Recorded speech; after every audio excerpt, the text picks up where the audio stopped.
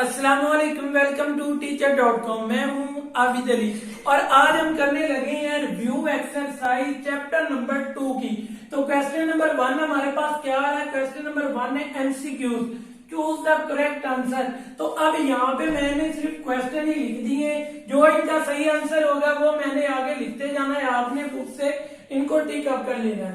तो question number 1 क्या रहा है? 27x की पावर -1 है और होल की पावर -2/3 ये एक्सपोनेंशियल फॉर्म है।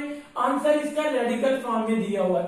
तो इसको सॉल्व करें तो सबसे पहले इसको मैं लिख सकता हूँ, ये 27 है तो इसको 3 की पावर 3 और इसके बाद क्या आ रहा है x की पावर -1 और होल की पावर क्या आ रही है -2/3। अब ये -2/3 सबके साथ आ जाएगा, तो इसको मैंने किस तरह लिखना है? 3 की पावर 3 तो इसके साथ भी -2/3 आ जाएगा और ये x की पावर -1 तो इसके साथ भी 2/3 आ जाएगा।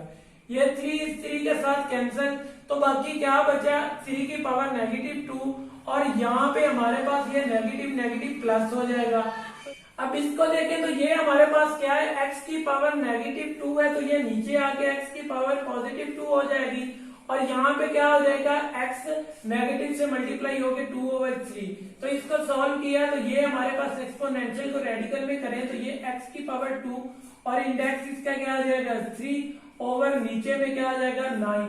तो ये वाला जो भी है एमसीक्यूज में ये हमारा करेक्ट आंसर है। अब हमारे पास पार्ट 2 क्या आ रहा है? राइट x अंडर रूट है और इसका इंडेक्स 7 है इन एक्सपोनेंशियल फॉर्म।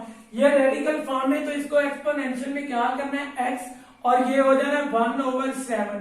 तो सेकंड एमसीक्यूज का ये हमारे पास आंसर आ गया। अब थर्ड हमारे पास क्या आ रहा है?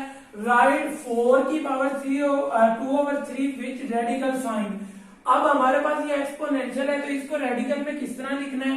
अब ये 2/3 है, x की पावर 4 की पावर 2 हो जाएगा और इंडेक्स इसका क्या आ जाएगा 3। अब इसको मजीद सिंप्लीफाई करेंगे तो ये हमारे पास क्या आ जाएगा? ये 4 की पावर 2 16 हो जाएगा और ये इसका इंडेक्स 3। तो ये हमारे पास इसका क्या आ गया? आंसर आ गया। अब यहाँ पे देखिए तो इन 35 अंडर रूट और इंडेक्स 3 है।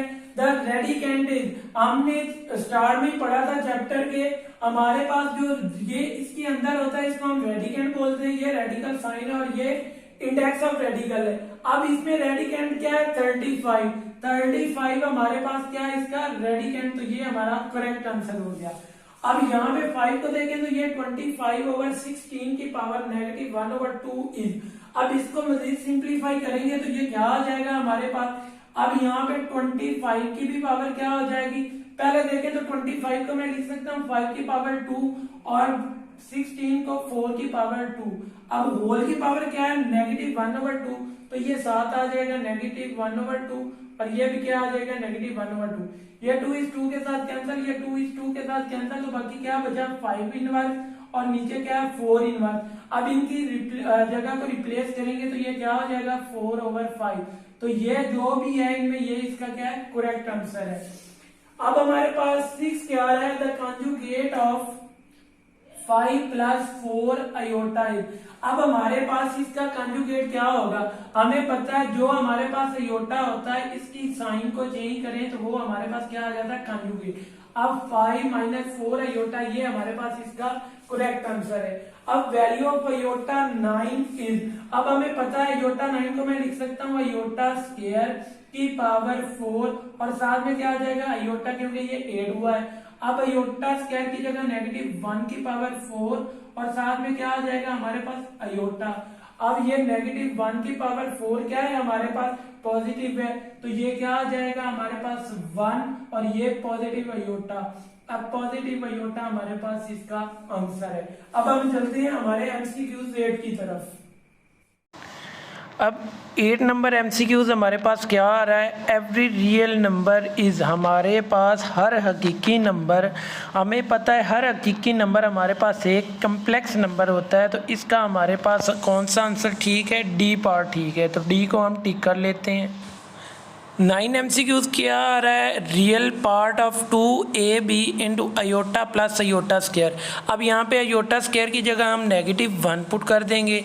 जब हम मल्टीप्लाई करेंगे तो ये क्या आ जाएगा, -2ab। तो b इसका MCQs बिल्कुल ठीक है, तो इसको हम टिक कर लेते हैं। अब 10 को देखें तो इसमें हमने बताना है imaginary part of negative iota into 3 iota plus 2 is.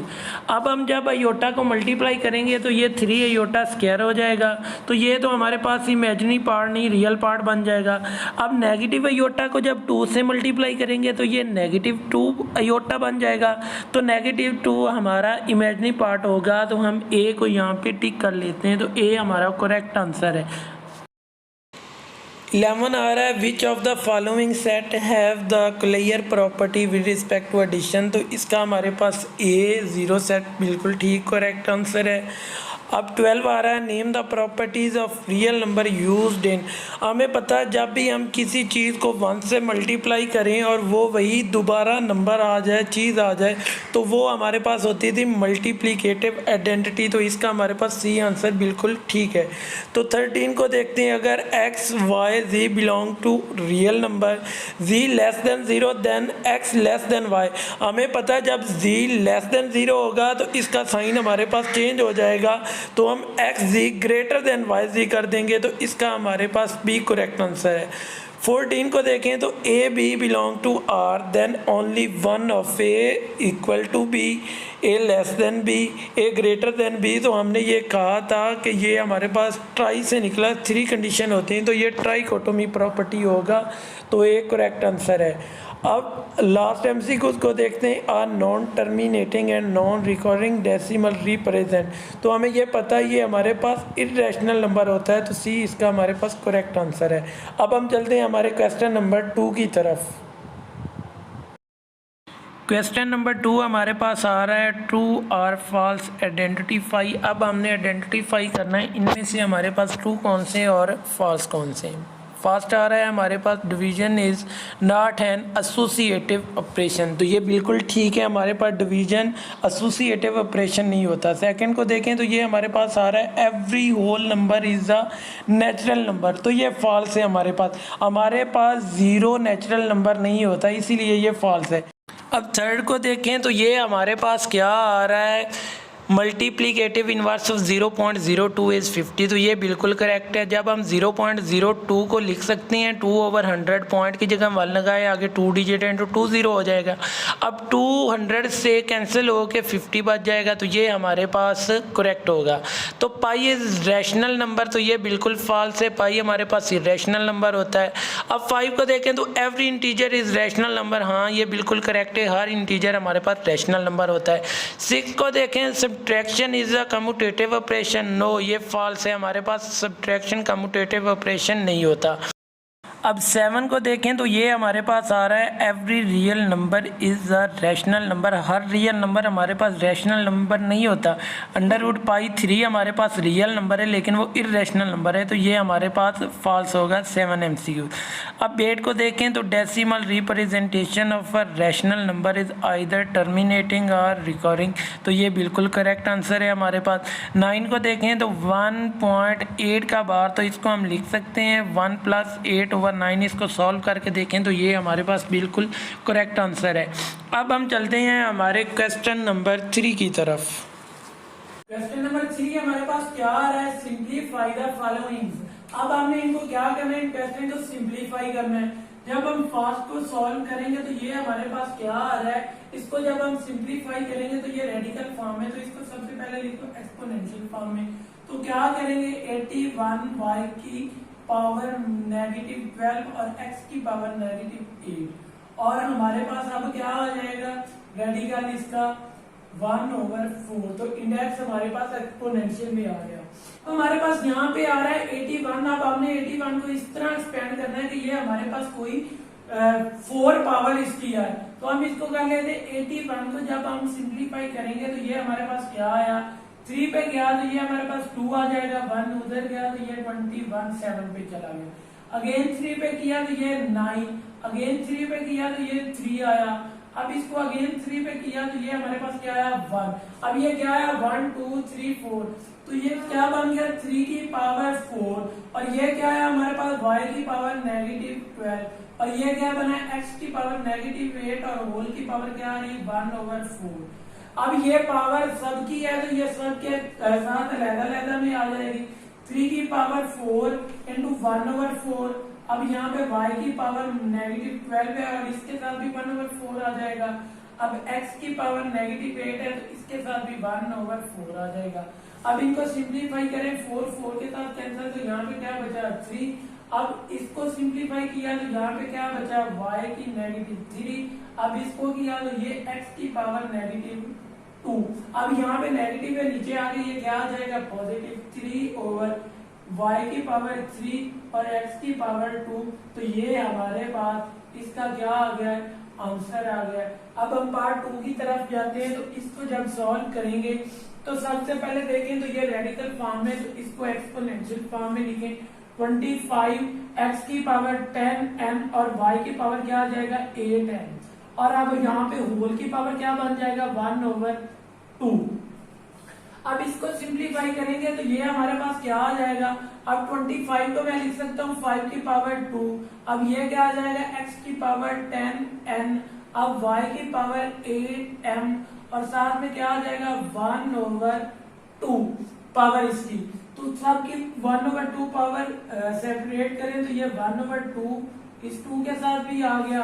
अब 10 n है x की पावर तो इसके साथ भी 1/2 आ जाएगा। अब y की पावर 8m है तो इसके साथ भी 1/2 आ जाएगा।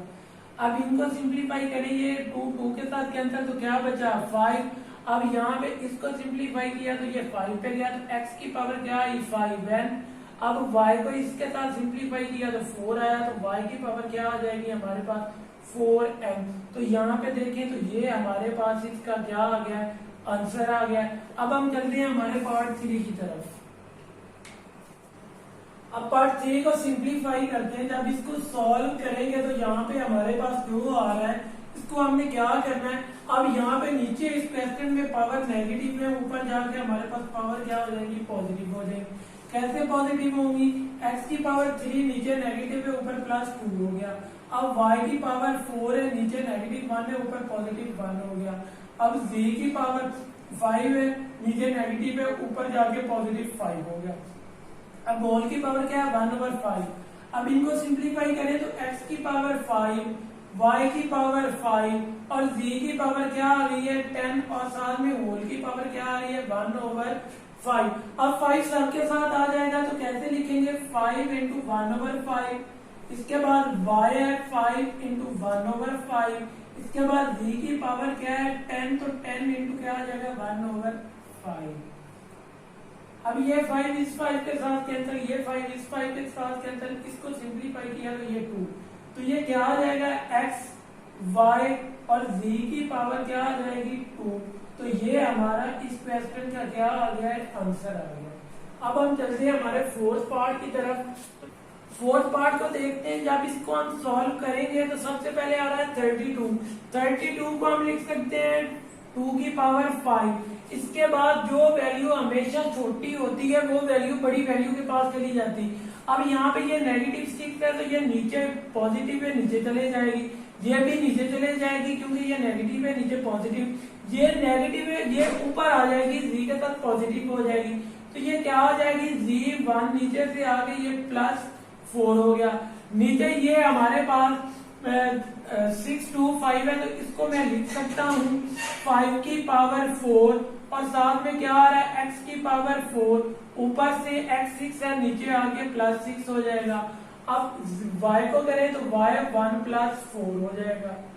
अब होल की पावर क्या आ रही है हमारे पास 2/5। अब इनको सिंप्लीफाई करें तो ये क्या आ जाएगा हमारे पास ये 2 की पावर 5। अब z की पावर भी क्या आ जाएगा 5। अब नीचे करें तो ये क्या आ रहा है हमारे पास 5 की पावर 4 और ये क्या आ रहा है x की पावर 10 और y की पावर 5 और होल की पावर क्या आ रही है 2/5। अब ये सबके साथ आ जाएगा तो यहाँ पे लिखेंगे 2 की पावर 5 इंटू 2/5। अब z की पावर क्या है 2 इंटू 2/5। ठीक है ना z की पावर 5 है। अब ओवर में जाए तो यहाँ पे क्या है, x की पावर 4 है, तो इसकी भी पावर क्या आ जाएगी 2/5। अब यहाँ पे x की पावर 10 है, तो यहाँ भी 2/5, y की पावर 5 है, तो यहाँ भी 2/5 आ जाएगा मल्टीप्लाई। तो इनको आप सिंप्लीफाई करें, 5 के साथ कैंसिल, ये 5 इस 5 के साथ कैंसिल, ये 5 यहाँ पे कैंसिल 2, तो ये 5 इस 5 के साथ कैंसिल हो गया। अब इनको सिंप्लीफाई करके लिख लें, तो ये 2 की पावर 2 है, तो ये हमारे पास क्या आ जाएगा 4 हो जाएगा। ये x की पावर z की पावर 1 इंटू ये क्या हो जाएगा z की पावर 2। अब नीचे जाएं तो यहाँ पे ये कैंसिल नहीं हो रहा, तो ये हम लिख सकते हैं 5 की पावर 8/5। अब यहाँ पे ये हमारे पास x की है 5, 2 से मल्टीप्लाई हो गया, x की पावर क्या आ जाएगा 4। अब y 5 के साथ कैंसिल हुआ, तो y की पावर क्या आ जाएगी 2। तो ये हमारे पास इसका क्या आ गया, आंसर आ गया। इसको चाहें तो आप 5 इंटू 8/5 को मजीद सिंप्लीफाई कर सकते हैं। अब हम चलते हैं हमारे क्वेश्चन नंबर 4 की तरफ।